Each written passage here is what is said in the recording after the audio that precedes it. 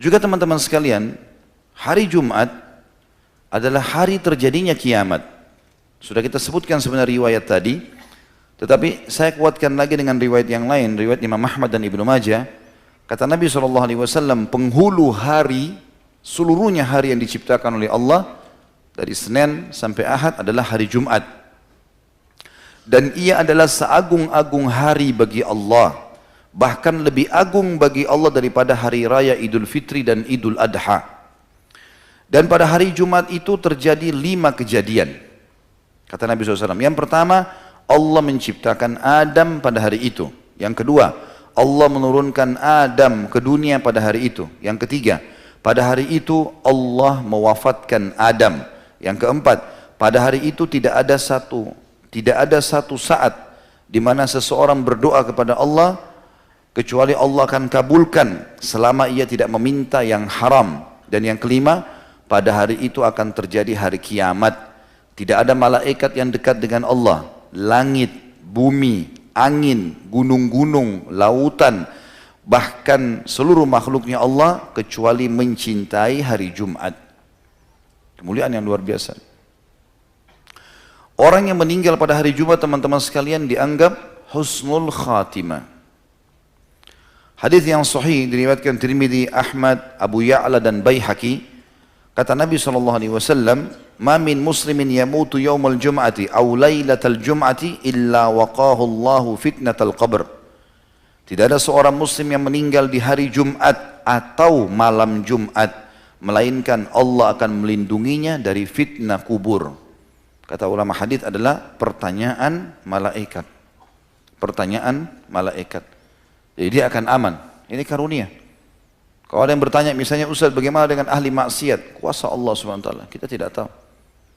Pasti orang yang Allah wafatkan di hari itu, orang yang punya kemuliaan.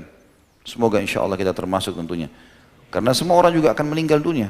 Mati bagi seorang muslim adalah pintu untuk menuju kepada kehidupan abadi. Maka dia merindukan kematian. Dan Allah mengajarkan kita untuk mati yang terbaik. Mati syahid, mati hari Jumat, mati malam Jumat. Maka kita wajar meminta itu. Ya. Allah SWT akan memilih hamba-hambanya yang akan meninggal pada saat itu. Juga kalau teman-teman mau mendapatkan keutamaan sedekah yang paling afdal itu di hari Jumat. Apa saja kita mau keluarkan hari Jumat. Itu sedekah yang paling baik. Dan Alhamdulillah di Indonesia peluangnya luar biasa ini. Karena di hari Jumat menumpuk banyak orang-orang miskin di sekitar masjid minta sumbangan. Ada orang begitu lihat orang miskin lari menghindar. Kenapa menghindar? Ya. Kasih kepada mereka. Nanti dikeroyokin Ustaz. Baik, mumpung dikeroyokin sama orang-orang yang bisa mendatangkan rezeki buat kita. Kalau kita dikeroyoki oleh ahli maksiat, wajar kita lari. Ya, masa kalau dikerumuni sama perempuan mau? Ya, ini yang bujang-bujang nih. Ya. Tapi dikerumuni sama orang miskin, itu sebuah karunia. Bahkan kata Nabi SAW dalam hadis sahih riwayat Imam Ahmad, "Innama turzaquna li fuqaraikum." Kalian malah diberikan rezeki dari orang-orang miskin kalian. Hadis tentang dilipat gandakannya pahala sedekah di hari Jumat adalah hadis riwayat Abi Syaibah, Ibnu Abi Syaibah. Kata Nabi SAW, "As-sadaqatu tudha'afu yaumil jum'ah." Sedekah yang dikerjakan pada hari Jumat akan dilipat gandakan pahalanya. Selain daripada semua tadi itu teman-teman sekalian, juga dianjurkan pada hari Jumat, ya, selain sholat, mandi tadi dan seterusnya rentetannya, berdoa, juga dianjurkan untuk membaca surah Al-Kahfi. Sebagaimana sabda Nabi SAW dalam hadis yang dihasankan oleh para ulama hadis, kata Nabi SAW, siapa yang membaca Al-Kahfi di malam Jumat, maka Allah akan memberikan cahaya wajahnya antara dia dengan Baitul Atiq. Kata sebagian ulama hadis adalah Ka'bah. Maknanya, kata sebagian ulama, Allah akan mempermudah orang yang rutin membaca Al-Kahfi di malam Jumat untuk sering mendatangi Mekah. Baik itu dengan umrah atau haji. Dikarunia dari Allah SWT. Ada riwayat yang lain dihasankan juga oleh para ulama hadis, siapa yang membaca Al-Kahfi di hari Jumatnya, maka Allah akan selamatkan ia dari fitnah Dajjal. Lalu bagaimana kita menggabungkan keduanya? Dirincikan oleh para ulama. Yang pertama pendapat mengatakan Jumat itu sudah dihitung masuk mulai maghribnya Kamis, makanya dinamakan malam Jumat. Makanya orang kalau melihat hilal awal Ramadan, dilihatnya setelah maghrib, kan gitu. Maka ini sudah dianggap Jumat. Berarti orang kalau mau menggabungkan kedua hadis, dia boleh baca di malam Jumat sudah masuk maghrib, atau dia membaca hari Jumatnya besok. Dia mendapatkan kedua keutamaan. Dia dapat keutamaan cahaya wajahnya, ya, panduan untuk dia akan sering mendatangi Mekah, ya, atau Ka'bah, dan yang kedua adalah dia bisa mendapatkan keutamaan selamat dari fitnah Dajjal. Pendapat yang lain mengatakan kalau seorang muslim mau memiliki cadangan keutamaan, ya, dia punya tambahan ekstra, tambahan pahala, maka dia melakukan keduanya. Di malam Jumat dia baca, di hari Jumat juga dia baca. Maka ini keutamaan. Juga dianjurkan untuk memperbanyak salawat kepada Nabi alaihi salatu wassalam. Hadis sahih riwayat Imam Muslim. Tadi sudah sempat saya singgung hadis ini, kata Nabi SAW, hari Jumat adalah hari yang terbaik sepanjang terbitnya matahari. Maka perbanyaklah salawat untukku, karena salawat kalian dihantarkan kepadaku. Hadis ini riwayat Muslim dan Ibnu Majah. Kemudian juga selain daripada itu, hari Jumat dianjurkan seorang muslim untuk memperbanyak semua jenis amal saleh. Ada sebagian ulama teman-teman menyebutkan sampai 100 keutamaan hari Jumat. Tetapi memang tidak bisa kita sebutkan semuanya karena kebanyakan masuk dalam globalnya penjelasan tadi, atau memang ada yang mendatangkan beberapa riwayat yang dilemahkan oleh para ulama. Intinya memang sangat luar biasa hari Jumat itu. Semua jenis ibadah, zikirnya, baca Qur'annya, silaturahim keluarganya, apa saja, maka itu akan sangat baik, termasuk mencari rezeki. Termasuk mencari rezeki, karena Allah katakan dalam Al-Quran, surah Jum'ah tadi, A'udzubillahi minasyaitonirrajim, فَإِذَا قُضِيَتِ الصَّلَاةُ فَانْتَشِرُوا فِي الْأَرْضِ وَابْتَغُوا مِنْ فَضْلِ اللَّهِ وَاذْكُرُوا اللَّهَ كَثِيرًا لَعَلَّكُمْ تُفْلِحُونَ. Kalau selesai sholat Jumat, menebarlah kalian di muka bumi dan carilah karunia Allah.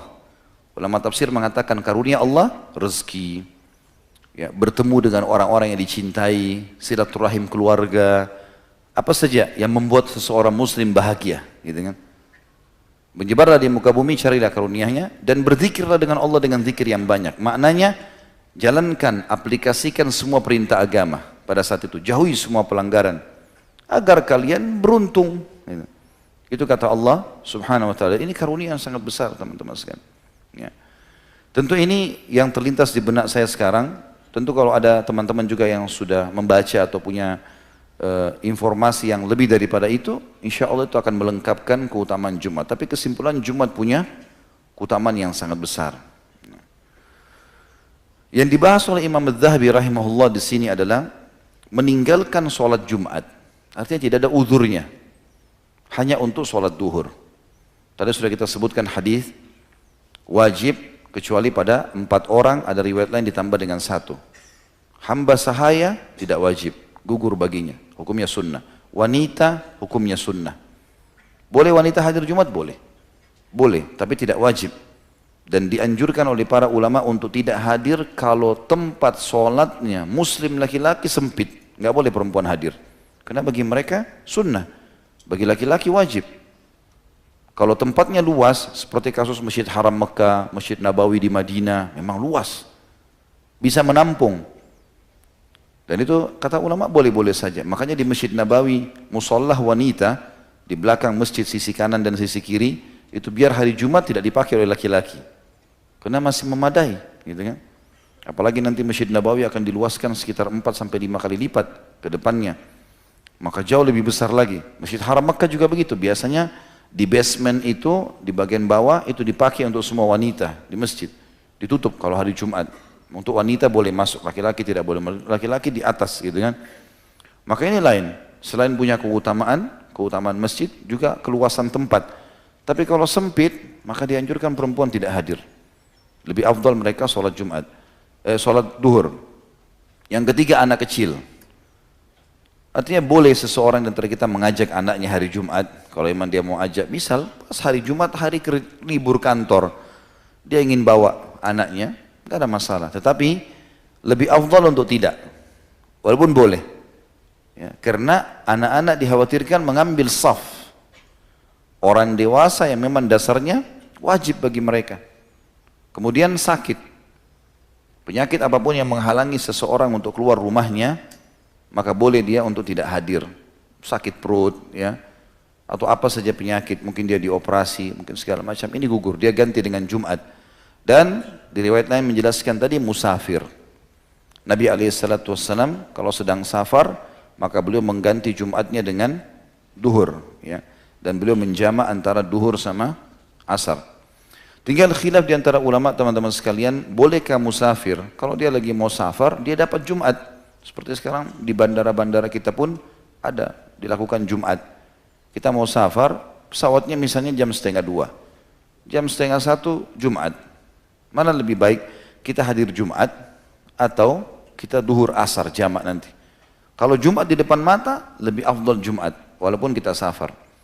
Khilaf di antara ulama, apakah setelah sholat Jumat berjamaah bisa jamak dengan asar atau tidak? Maka pendapat pertama mengatakan tidak boleh dia jamak. Karena belum ada riwayat dari Nabi SAW, beliau pernah Jumat lalu dijamak dengan asar. Kalau beliau safar, beliau sholat duhur asar. Gitu kan. Pendapat kedua mengatakan boleh, nggak ada masalah. Karena Jumat sama duhur sama saja sebenarnya. Jumat sama duhur sama. Gitu kan. Dia musafir pun dia sholat Jumat dia sholat duhur 2 rakaat, Jumat pun 2 rakaat, maka tidak ada masalah. Boleh dia menjamak. Ini alhamdulillah selama ada khilaf di antara ulama dan mereka mengambil dari dalil yang jelas, maka boleh kita memilihnya. Dan Allah alam, kami cenderung dengan pendapat bolehnya menjamak antara Jumat dengan asar. Ya. Diangkat oleh beliau di sini Imam Adz-Dzahabi rahimahullah, hadis riwayat Imam Muslim dari Ibnu Mas'ud radhiyallahu anhu bahwa Nabi SAW bersabda kepada satu kaum yang tidak menghadiri sholat Jumat, laqad hamamtu an amura rajulan yusalli bin nas thumma uharrika ala rijalin yatakhallafuna 'anil jum'ati buyutahum. Sungguh aku berniat untuk memerintahkan seseorang laki-laki agar mengimami orang-orang sholat, kemudian aku keluar dan aku bakar rumah laki-laki yang meninggalkan sholat Jumat. Itu hadis ini riwayat Imam Muslim dalam kitab Al-Masajid nomor 652. Hadis ini teman-teman sekalian menjelaskan kepada kita tentang wajibnya sholat Jumat bagi orang yang tidak punya udzur, terutama laki-laki. Karena Nabi SAW ikutkan dengan ancaman, dibakar rumahnya. Ya, kalau seandainya dia tidak hadir, tidak ada udzurnya. Hanya karena sibuk main game, hanya karena sibuk ngobrol sama temannya, hanya karena sibuk mengejar makan siang di kantor, lalu kehilangan Jumat. Ini a'udzubillah, sebuah kelalaian yang luar biasa. Bahkan dalam hadis Nabi SAW yang setelahnya, riwayat Imam Muslim juga, kata Nabi SAW, la yantahiyanna aqwamun an wada'ihimul jum'at aw la yakhtimannallahu ala qulubihim thumma la yakununna minal ghafilin. Hendaklah kaum yang suka meninggalkan Jumat berhenti meninggalkan perbuatan tersebut. Jika tidak, niscaya Allah akan menutup hati mereka. Kemudian mereka benar-benar menjadi orang yang lalai. Kata para ulama hadis, maksudnya lalai adalah dia akan jadi malas melakukan ibadah semuanya. Tolak ukurnya di Jumat. Tolak ukurnya di Jumat. Kalau dia suka dengan Jumat, dia cinta, dia hadir, Allah masih lapangkan dadanya untuk bisa mengamalkan semua jenis ibadah. Tapi kapan Jumat pun dia sudah lalai, maka tertutup hatinya sama sekali. Tidak akan pernah dia terpengaruh atau ingin melakukan perbuatan-perbuatan kesolehan. Juga dalam hadis yang lain, hadis ini diriwayatkan Abu Daud dengan An-Nasai. Itu tadi sebelumnya itu diriwayatkan Imam Muslim dalam kitab Jum'ah nomor 865 yang sudah saya sebutkan tadi. Allah akan menutup atau membuat hati orang itu jadi lalai kalau suka meninggalkan Jumat. Hadis yang sekarang riwayat Abu Daud dan Nasai dengan sanad yang kuat juga. Abu Daud menyebutkannya di nomor 1052, An-Nasai sebutkan di nomor 88. Kata Nabi SAW, man taraka thalatha jum'ain tahawunan taba'allahu ala qalbih. Barang siapa yang sengaja meninggalkan sholat Jumat 3 kali tanpa alasan karena meremehkannya, maka Allah akan menutup hatinya. Makna menutup hatinya artinya sama sekali tidak ada keinginan untuk ibadah. Sebagian ulama hadis mengatakan 1 kali saja dia tinggalkan Jumat tanpa udzur, maka pasti Allah akan tanamkan kesedihan, kesumpekan, ya, kesempitan dada pada dirinya. sampai dia bertaubat kepada Allah Subhanahu wa taala walaupun dia sholat duhur, kecuali punya udzur syar'i gitu ya. Sedangkan musafir saja atau orang-orang yang sakit saja kalau memang hatinya dekat dengan Allah pasti dia merasa kehilangan kalau dia tidak sholat Jumat gitu kan. Dan subhanallah tidak ada orang yang menghadiri Jumat kecuali Allah malah sebaliknya lapangkan dadanya. Coba teman-teman kalau habis pulang Jumat, bukankah kita merasakan adalah kelapangan dada? Merasa ceria wajah kita. Tidak ada orang keluar Jumat lalu kita lihat sedih. Ceria, gembira, ngobrol yang baik-baik, semuanya jadi enak gitu kan. Maka jangan sampai lalaikan ini teman-teman sekalian. Ya. Harusnya kita fokus. Kalau perlu, siapapun yang Allah Subhanahu wa taala berikan keutamaan bagi dia, misalnya dia punya perusahaan, dia punya apa saja ya, mungkin pekerjaan, kalau ada liburan untuk orang yang pegawainya dia bisa kasihlah hari Jumat, muliakan hari Jumat itu. Kalaupun tidak, maka hari Jumat berikan kesempatan mereka untuk menghadiri Jumat. Kita juga panen pahalanya. Kita juga panen pahalanya. Bagi teman-teman yang Allah karunia juga kelebihan rezeki, sedekah hari Jumat. Punya pegawai, berikan mereka makan gratis. Traktir teman-teman, ibadah. Itu keutamanya sangat besar sebagaimana sudah kita sebutkan tadi. Banyak sekali hadis yang berhubungan dengan masalah itu. Allahu a'lam. Semoga Allah SWT menjadikan kita yang orang selalu taat kepadanya dan juga menjadikan kita yang selalu menjaga ibadah-ibadah terutama Jumat pada waktunya dan selalu mendapatkan ibadah yang diberikan pahala yang sempurna. Ya Allahu a'lam. Baik begitu saya teman-teman sekalian, semoga majelis kita diberkahi oleh Sang Pencipta Allah dan dijadikan sebagai tambahan amal kita pada hari kiamat. Semoga seluruh amal yang pernah kita kerjakan, yang sedang kita kerjakan dan yang akan kita kerjakan sampai menjelang ajal datang nanti diterima dengan pahala yang sempurna. Semoga seluruh dosa tidak terkecuali sekecil sampai sebesar apapun, sengaja tidak sengaja, samar ataupun nyata, kecil ataupun besar, diganti oleh Allah dengan kemahamurahannya menjadi pahala. Dan selalu kita doakan negeri tercinta Indonesia menjadi negara yang aman, tentram, damai. Semua rezekinya dibukakan oleh Allah Subhanahu wa taala dari seluruh penjuru negeri ini dan semua utang negara ini dilunasi dengan kemahamurahannya. Dan semoga umat Islam di bawah naungan ukhuwah Islamiyah, diangkat perselisihan di antara mereka, diberikan penghormatan satu sama yang lain dan juga dalam ibadah mereka kembali kepada Al-Qur'an dan Sunnah. Dan siapapun yang menginginkan keburukan bagi Islam, bagi muslimin, bagi negara tercinta ini dikembalikan tipu daya mereka kepada mereka sendiri. Dan semoga seluruh pemimpin negara ini diberikan hidayah oleh Allah untuk menjalankan tugas dan amanah mereka. Dan semoga saja seluruh warga Indonesia, muslim atau non-muslim mendapatkan hak mereka. Dan semoga Indonesia menjadi contoh bagi negara-negara yang lain. Selalu kita doakan saudara kita di Palestina, di Syria, di Yaman, di Irak, di Myanmar, di Ahsa, dimanapun mereka berada sedang tertindas. Semoga Allah ikhlaskan niat mereka, terima para syuhada mereka, muliakan Islam di tangan mereka dan tangan kita semua, dan semoga Allah partisipasikan kita bersama mereka di pahala, baik dengan doa, dengan harta, juga dengan jiwa kita. Dan semoga Allah dengan kemahamurahannya menyatukan kita semua di surga firdausnya tanpa hisab, mana saya di majelis ilmu yang mulia ini. Wassallallahu ala nabiyina Muhammadin walhamdulillahi rabbil alamin. Subhanakallahumma bihamdika asyhadu an la ilaha illa anta astaghfiruka wa atubu ilaik. Wassalamualaikum warahmatullahi wabarakatuh.